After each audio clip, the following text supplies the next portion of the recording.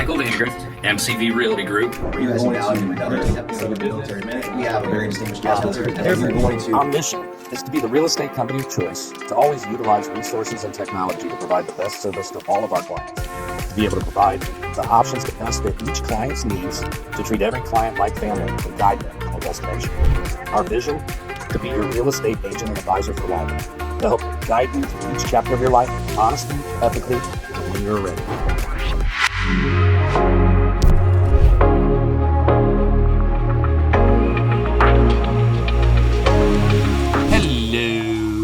Michael Vandegrift, MCV Realty, coming to you today with the 3Rivers market report for the 28th of May, 2025. Seeing mixed results here. We've got some ups, we've got some downs, and we're going to let you know what they are. You know, closings happen every day. Market's still moving. People got to make moves. So even in a down market, still got to do stuff. We are seeing some softening in the market. We're really seeing that in big time price depreciation this week over last year. So we'll see what it means. Are we in the crash? Is the crash now coming? I don't know. There's too many mixed results in this of stuff going on. You know, active available listings are up 3%, showing there's more inventory, and inventory's been climbing for some time, and we've been seeing this softening over the past 13 weeks. Up 41% year over year. New listings are up 3% week over week, up 24% year over year. Solds were down 20% week over week, down just 3% year over year. Pendings were down 3% week over week, but up 8% year over year. Median sale price, we saw a huge dip, biggest dip we've seen in a long time. Dropped down to $245,000 versus the year before it was $294,900, which is a high median sale. So, but it's showing down 17%. But remember, it's not normal for that median sale price to be that high